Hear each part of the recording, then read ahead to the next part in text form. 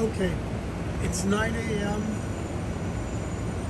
October 20th, 2021.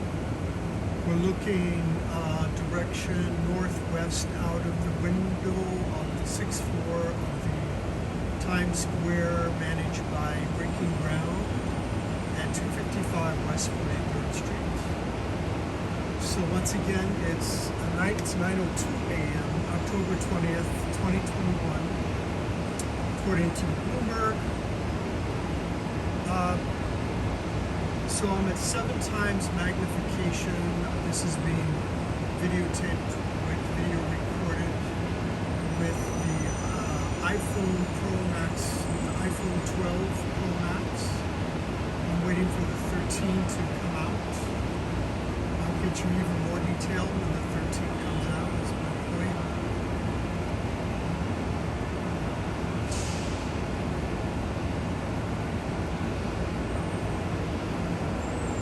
So, the smell is unbearable.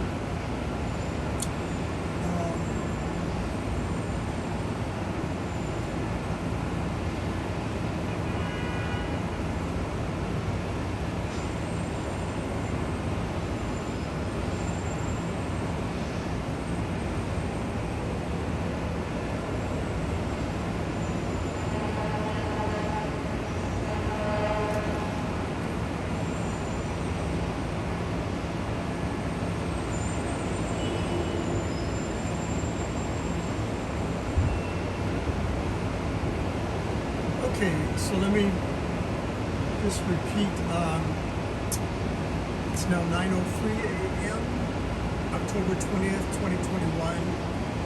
Looking direction northwest out of the 6th floor of the Times Square, managed by Breaking Ground, 255 West 43rd Street, New York, New York, 10036. We were told multiple times by Department of Environmental Protection inspectors in person. They told us these twin smokestacks belong to John's Pizzeria. They have received some violations for this over the past. It's very hard to admit, it's very hard to get the inspectors to show up. When they do show up, they usually do a very good job and see what I'm seeing. When they don't show up, they say that no violation was observed. That's because they didn't come and observe it. And this cannot be seen from the sidewalk. I've double checked for many years. And I'm working together with Gary Roth, and down below to your left here, my finger, well here to the left of the camera and below is Gary Roth is in 303. He has emphysema and COPD, and the smoke for him might even cause his death. He's losing weight. He's working desperately trying to eat high carbohydrate foods like milkshakes and cookies and things. He's trying to gain weight.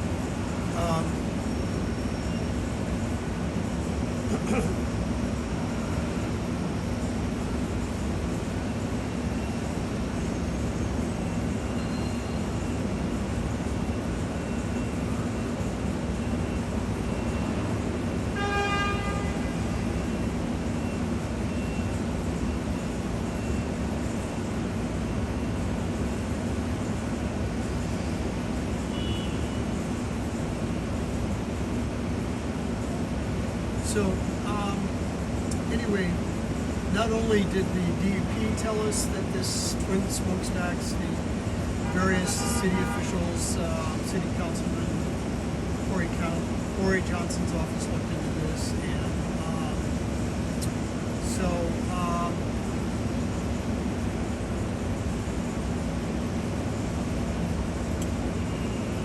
okay, I'm going to turn on the Bloomberg. I'm going to switch over to Bloomberg just because I want to prove that it's 9:06 a.m. October 20th.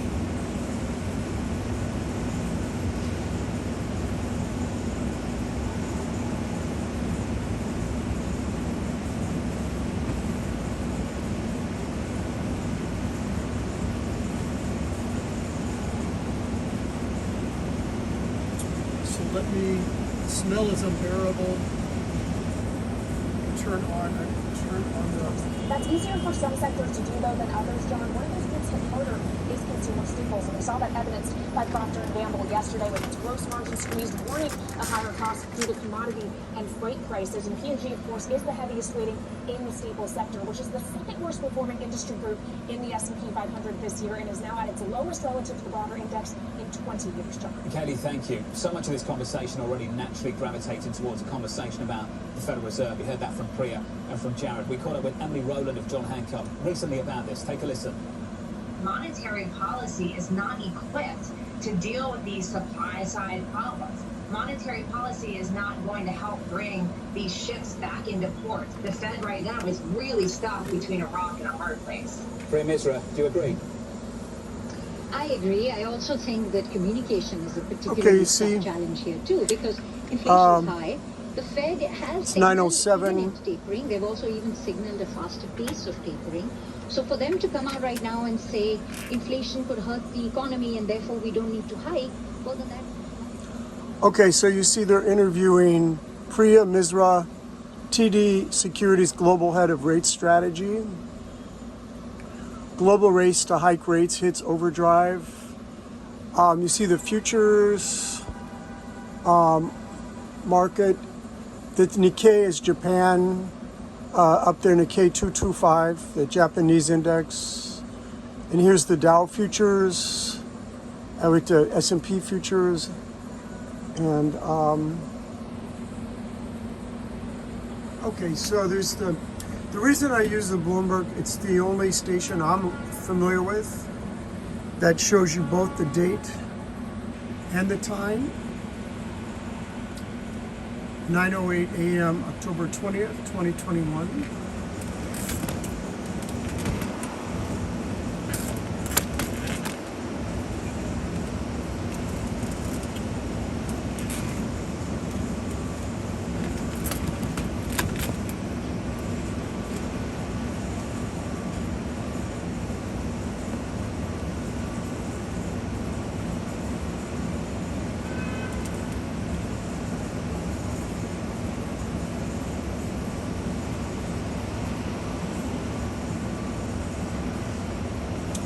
Okay, here we are back at the 7 times magnification in the smoke.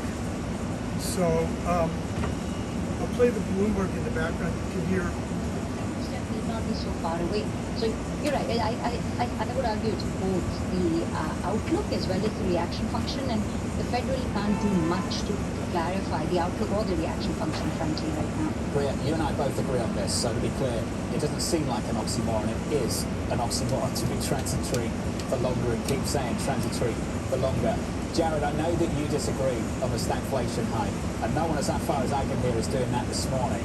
The energy story seems to have seems to be bleeding into a lot of these conversations, Jared. I think some historical analysis is important here. The importance of energy and how it spills over into wage negotiations, how much smaller the unions are as a factor in the labour market. How important is all of that, Jared? Well, I think it is very important because the concern about stagflation, about analogies from the 1960s and 1970s are kind of everywhere you turn. But when we wrote about this recently, we thought, what are the analogies and what are the disanalogies? There's a lot of differences that are really meaningful. It's not just labor. I mean, that's an important one. When that warehouse in Alabama for Amazon tried to unionize recently this year, I think it was voted down on a 2-to-1 margin. The union membership in the United States is the lowest at the end of 2020 on record. And it's really hard to imagine that somehow 6 or 12 months of unusual, very unusual circumstances could have somehow reversed 30 or 40 years of a decline in labor, bargaining power. But it's not just labor and unions, it's also the effects of globalization. If you look at the elasticity, the relationship between wage and cost. Okay, it's been over 10 minutes. It's 11 minutes now, and it's still. See, it's still coming out the smoke. I want to I think this is long enough to make the point.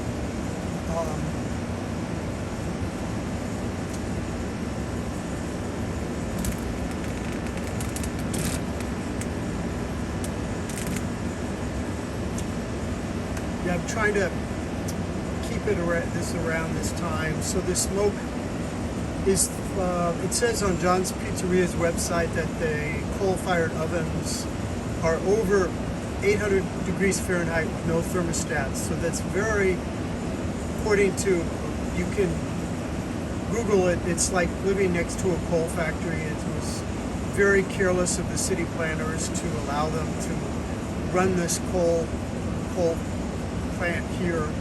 And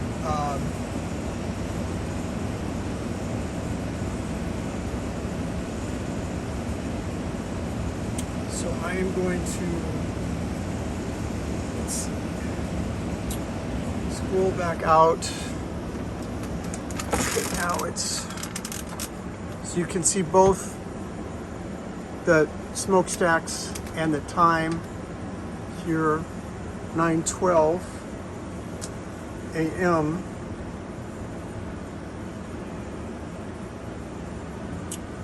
So I'm going to end this here. Thank you for your patience.